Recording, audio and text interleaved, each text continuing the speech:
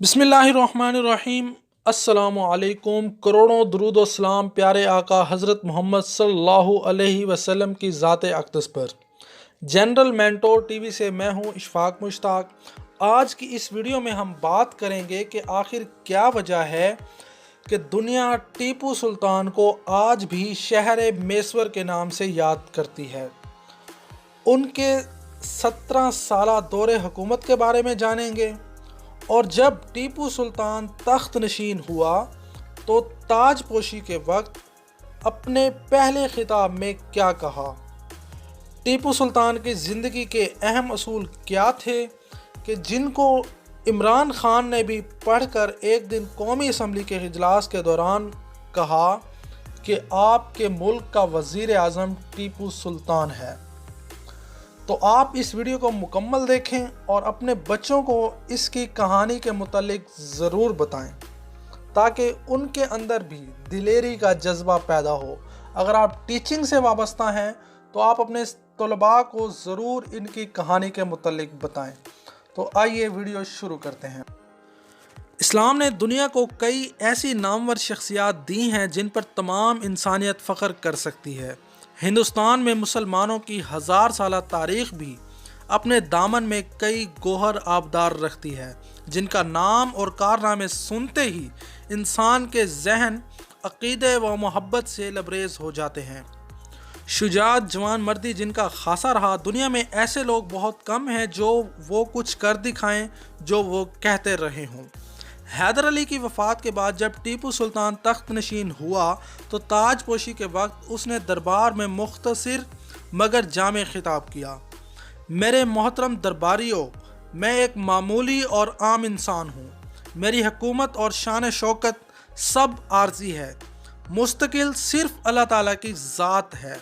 हमारी ज़िंदगियों का कोई भरोसा नहीं, लेकिन अल्लाह के फजलो करम से जब तक मैं ज़िंदा रहूँ मेरी सांसें अपनी रियासत में बसने वाले हर शहरी के लिए वक्फ हैं। लेकिन खुदा की ज़ात बाबरकत के अलावा मैं ना तो किसी के कहरो जलाल से डरता हूँ और ना कोई मुझे इस्लाम की राह से हटा सकता है। बस तुम अल्लाह के नाम पर आगे बढ़ते रहो, अल्लाह ताला खुद तुम्हारी मदद करेगा। जी हाँ, ये था उनका पहला खिताब। हिंदुस्तान में अंग्रेज़ों के ख़िलाफ़ इल्म जिहाद बुलंद करने वालों में वाली मैसवर सुल्तान टीपू शहीद मुसलमानों के कौमी हीरो के तौर पर जाने जाते हैं, जो गीदड़ की 100 साला ज़िंदगी पर शेर की एक दिन की ज़िंदगी को तरजीह देते हैं। वो टीपू सुल्तान, वो बतले हुर्रियत जिसका नाम लेकर अंग्रेज़ माएँ अपने बच्चों को डराया करती थी। अपने मकूले की राज रखते हुए 4 मई 1799 को श्रंगापटम के किला में अंग्रेज़ों के ख़िलाफ़ मैसवर की चौथी जंग में मर्दाना वाल लड़ते हुए शहीद हो गए। फिर यहीं से अंग्रेज़ कौम के पांव इस सरज़मीन पर जमने शुरू हो गए और तमाम सल्तनत पर अंग्रेज़ काबिज़ हो गए। लेकिन जो शम्मा टीपू सुल्तान ने अपने खून से चलाई थी वो बुझने ना पाई।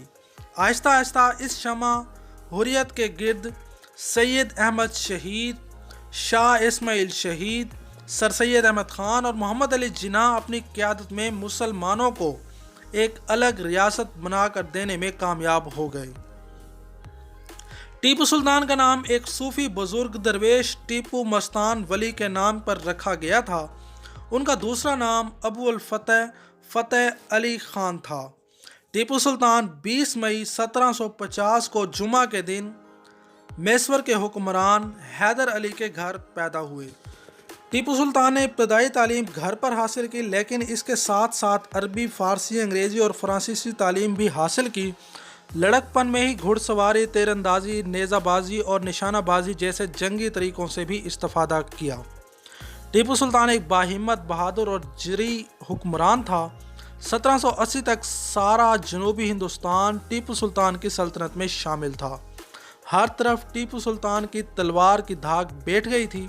वैसे भी टीपू एक हौसले, वल्वले और जज्बे का नाम था जो इज़्ज़त की ज़िंदगी से जीना जानते थे। انہی وجوہات کی بنا پر ٹیپو سلطان نے ہندوستان کے دوسرے نوابوں اور حکمرانوں کی طرح انگریز کی چاپلوسی نہیں کی۔ وہ جان تو دے سکتا تھا مگر کسی غیر کے آگے سر نہیں جھکا سکتا تھا۔ ٹیپو کو مختلف محاذوں پر بیک وقت لڑنا پڑا، ایک طرف انگریز اور مرہٹے جبکہ دوسری طرف جاٹ اور گورکھے تھے، لیکن اس کے باوجود سلطان ٹیپو نے ہر محاذ پر انہیں شکست فاش دی۔ وہ اکثر کہتا تھا کہ انگریز ایک مکار قوم ہے جو میدان جنگ میں سازشی قلعے تعمیر کر کے عیاری اور مکاری کے ہتھیاروں سے لڑتی ہے۔ انگریز جان چکا تھا اور حالات کو پہچان کر اس نے اندازہ لگایا تھا کہ ٹیپو سلطان کی موجودگی میں وہ ہندوستان میں کبھی بھی اپنے پاؤں جما نہیں سکے گا، کیونکہ ہندوستان میں صرف ایک ہی دلیر شخص رہ گیا تھا جو ہندوستان کو انگریزوں سے خالی کروا سکتا تھا، کیونکہ وہ جنگ کو جہاد کا درجہ دیتا تھا۔ جمعہ کے دن مساجد میں خطاب میں جہاد کی تعلیمات پر روشنی ڈالی جاتی تھی۔ وہ کہتا تھا کہ مجاہد موت سے نہیں ڈرتے اور موت یقینی ہے، زندگی کی منزل موت ہے، اسے فحش کاموں سے نفرت تھی۔ وہ اپنا جسم مکمل طور پر ڈھانپ کر رکھتا تھا۔ اس کا حکم تھا کہ کوئی عورت بے پردہ باہر نہیں نکلے گی۔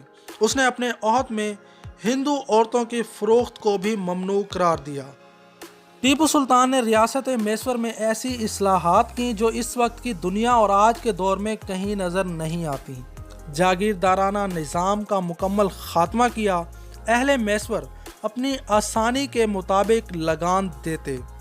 کاروباری لوگ اپنی رضامندی سے ٹیپو سلطان کے بیت المال میں فاضل دولت جمع کرواتے، اس لیے کہ ٹیپو سلطان ان کے دلوں پر راج کرتا تھا۔ ان کے 17 سالہ دور حکومت میں ایک مہینہ بھی ایسا نہیں گزرا جب سول اور فوجی حکام کو نقد تنخواہ دینے میں ایک دن کی بھی تاخیر ہوئی ہو۔ ایک آواز بلند نہ ہوئی کہ تنخواہ کم ہے۔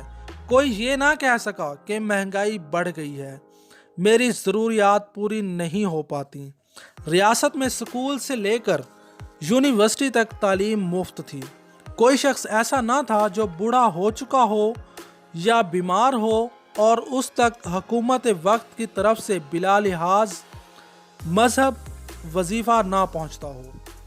ٹیپو سلطان نے سرنگا پٹم میں ایک بہترین کاری کشی سے مسجد تعمیر کروائی جس کا نام مسجد اعلیٰ رکھا گیا۔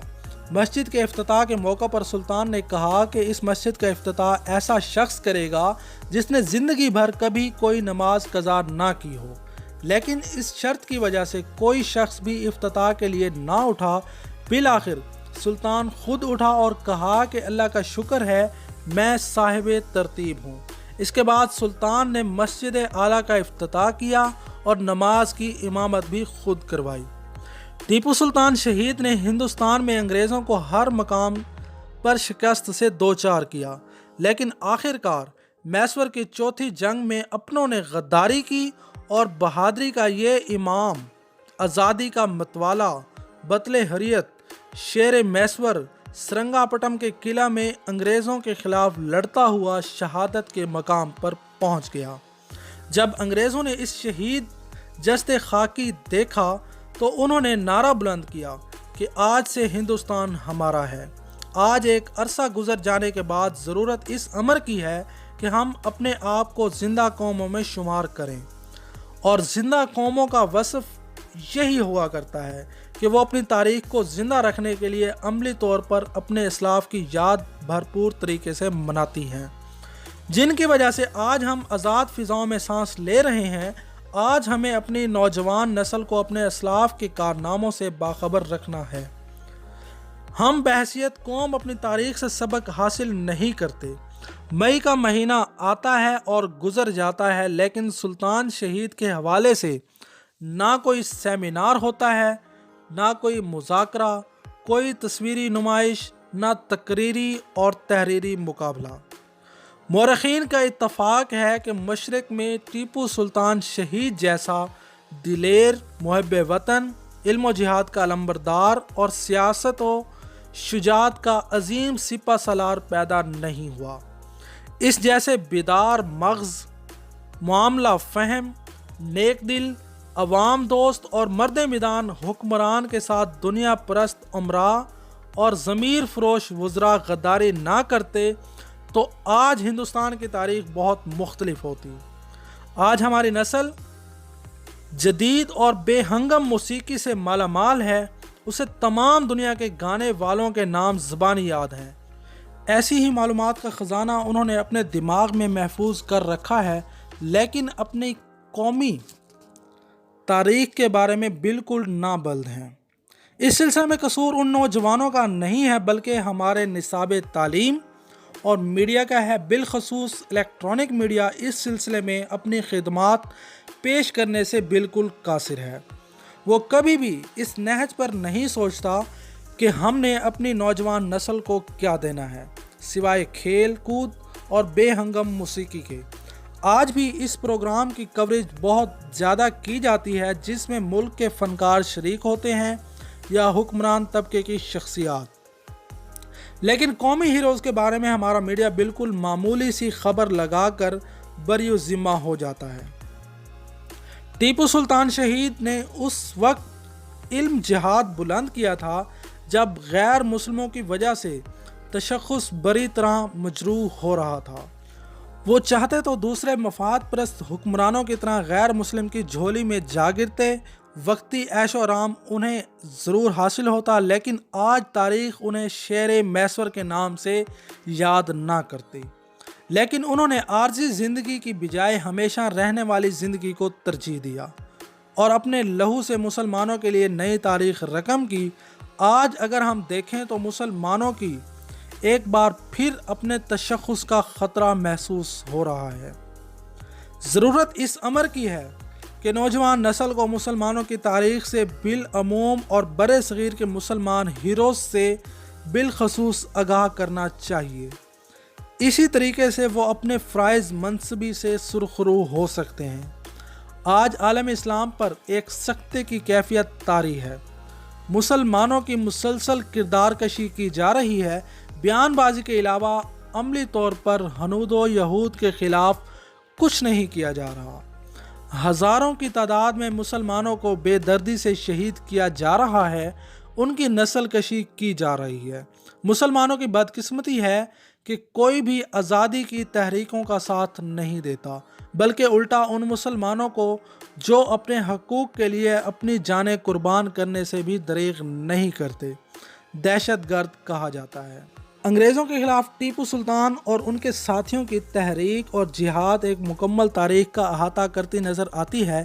اگر دورس نظروں سے دیکھا جائے تو مسلمانوں کے موجودہ حالات سے بہت مناسبت نظر آتی ہے۔ ہمیں سبق حاصل کرنا چاہیے کہ غیر مسلم اقوام کی سازشوں سے کس طرح نمٹ سکتے ہیں اور اس سلسلے میں اپنا کردار کیا ہونا چاہیے۔ ٹیپو سلطان شہید کی شہادت ہمیں آج کے دور میں ایک بار پھر غیر مسلموں سے نبرد آزما ہونے کے لیے جہاد کا درس دیتی نظر آتی ہے۔ علامہ اقبال فرماتے ہیں، میرے خاک و خون سے تو نے یہ جہاں کیا ہے پیدا، میرے خاک و خون سے تو نے یہ جہاں کیا ہے پیدا، صلہ شہید کیا ہے تب و تاب جاودانہ۔ امید کرتا ہوں آپ کو یہ ویڈیو بہت اچھی لگی ہوگی۔ آپ زیادہ سے زیادہ اپنے مسلم ہیروز کی ہسٹری پڑھیں، ان کی کتابیں پڑھیں اور اپنے بچوں کو بھی ترغیب دیں کہ وہ بھی زیادہ سے زیادہ کتابیں پڑھیں۔ ویڈیو کو لائک کر دیں، چینل کو سبسکرائب کر دیں اور بیل آئیکن کو لازمی دبائیں۔ شکریہ، والسلام۔